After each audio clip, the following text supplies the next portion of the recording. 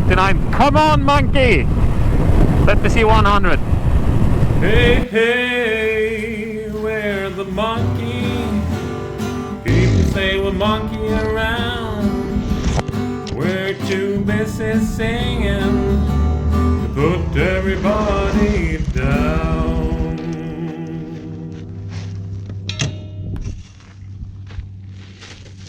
Hello and welcome to a slightly different episode from Gas-o-Loon.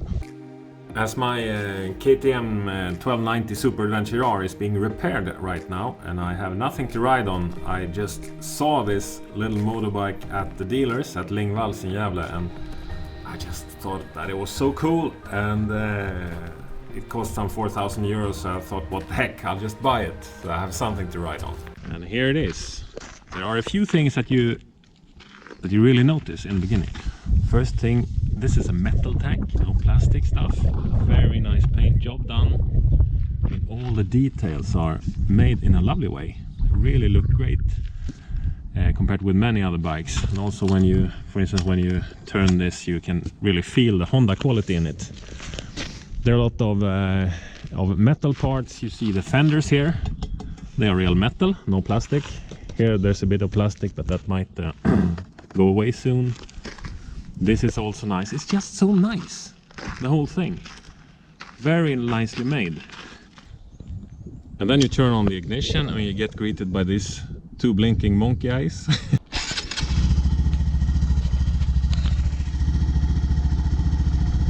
And once you got it started, you really notice how silent it is. With the helmet on, you almost don't hear the engine at all, so it's really silent. And the reason for that is, of course, I'll turn it off by taking out the side stand. You see this plumbing work here, which is really, firstly look, it's about as thick as my finger, this one. Then it goes down to some sort of catalyzer or whatever it is. It goes down here, round, and then up again.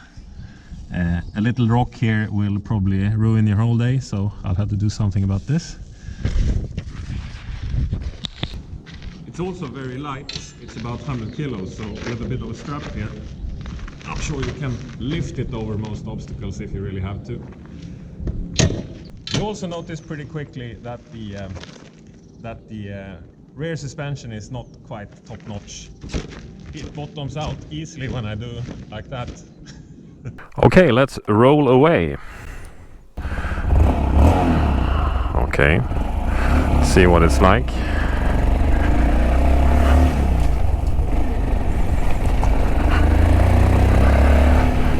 I've been riding this now for I think it's like 50 kilometers or something. Not a very long stretch anyway, and from that it was brand new, but you can already feel that the engine is losing up slightly. Not much, but it hasn't got so much power, but you know, still enough to shit, it's so fun just to fling it around. It's so small and light. Anyway, my sitting position on this is surprisingly good. I'm 6'4", and it's very comfortable for me. So you can see the knee angle here is nice, and the saddle is great. It reminds me a lot about motorcycles from the 1980s and 90s, where you got these really, you know, broad, nice, comfy saddles, and this one is just like them. I suspect from a sitting point of view you could probably ride this for a very long time. There is no wind protection whatsoever, but on the speeds this one will do, it won't really be necessary. You don't hear much of the engine at all. It's very sort of hushed.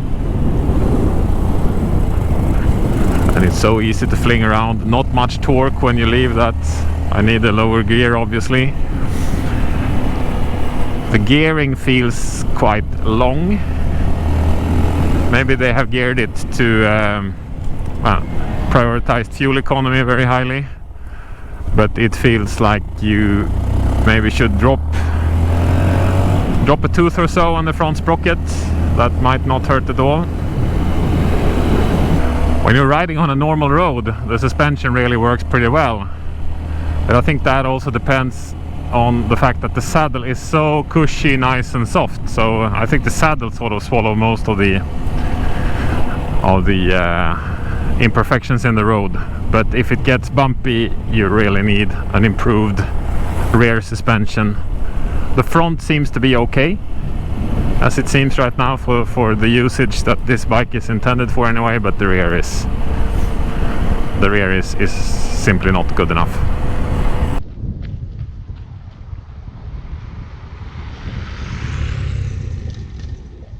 I didn't check in the spec sheet how many speeds there are. 1, 2, 3,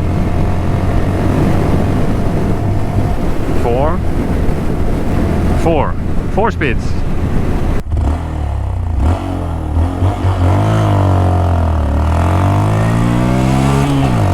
We have 50, we have 70, we have 80, and before the curve now I might hit 90. I'm braking. Absolutely pin it. Pin it. I am illegal now. Just, maybe not in reality, but at least on the speedometer. And I absolutely pin it now on the monkey. Ooh, I brake a bit before this curve. The gearbox is nice, has nice clicks to it, and it works well. When it comes to the clutch though, it's a bit it's not so precise when it comes to the biting point, and it also seems like the whole thing has a lot of internal friction in it. So it's not a really good feeling in the clutch, but you know, it's a minor issue. I will not fix that. I don't think you will offend people if you go on ways where only mopeds are allowed. They will just think this is a moped, and okay, that's fine. It's really good in city traffic because it's so small, you can squeeze in everywhere. The only negative thing I would say is that you would like to have a bit more torque when you pull away from the cars. At least low down. Once you get rolling, it's fast enough, but it's also not a major issue. Another really good thing about this bike is that it sort of makes everybody smile. People you meet, they start to smile when they see you coming. Maybe it's just a comparatively tall man on a very small motorbike that looks funny. I don't know, but I think a lot of people think this looks cute and very unaggressive, in spite of many other bikers with really loud pipes and another street presence, if you like. It's just fantastic for like urban exploring. You just ride around town and you can see everything. You can sneak past traffic very easily. Here we end up beside some Embassy of the United States of America. I'll go down here instead, see if that's possible. Ooh. Oh, a little bit more suspension, that wouldn't hurt.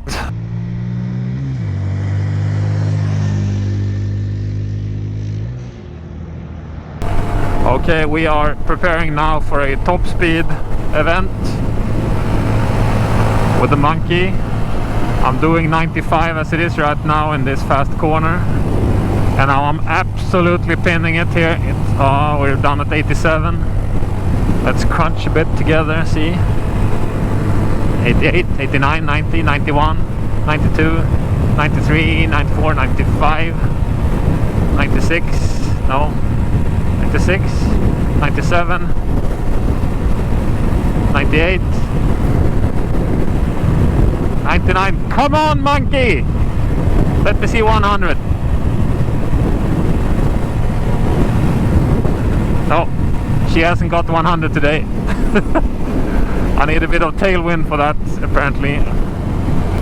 So let's try the brakes. I am now riding like 70, normal monkey speed, and I pin the brakes. It is not bad at all, actually. It's not bad at all. It works. And the front ABS seems to be totally okay, and the rear brake has a considerable effect, more than I had expected it to. So you need to press the rear brake too, although remember there is no ABS on the rear brake, so that might break loose still. You might lose the rear. Since the last time I seared it, it has done 88 kilometers plus 5, because I didn't sear it exactly at the petrol station. So I would say 93 kilometers, and now see how much petrol we can fill it up with. And we grab the high quality 98 octane petrol that this baby deserves. Now we'll see. So it was 93 kilometers.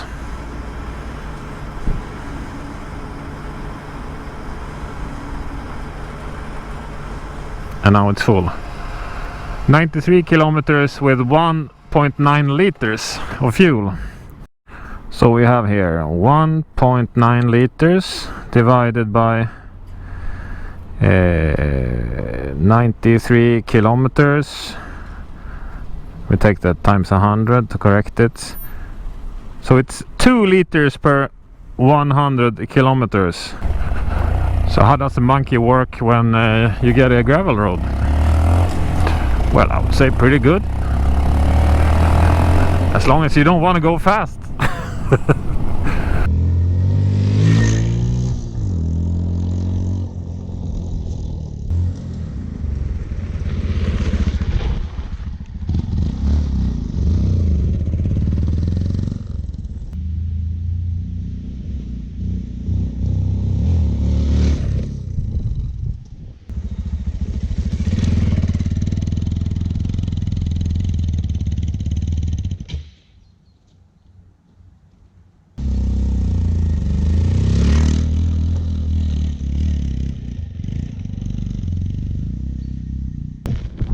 Okay everybody, just trying to sum up.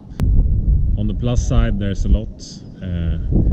Fantastic fuel economy. It's not so fast, but it's fast enough for most traffic.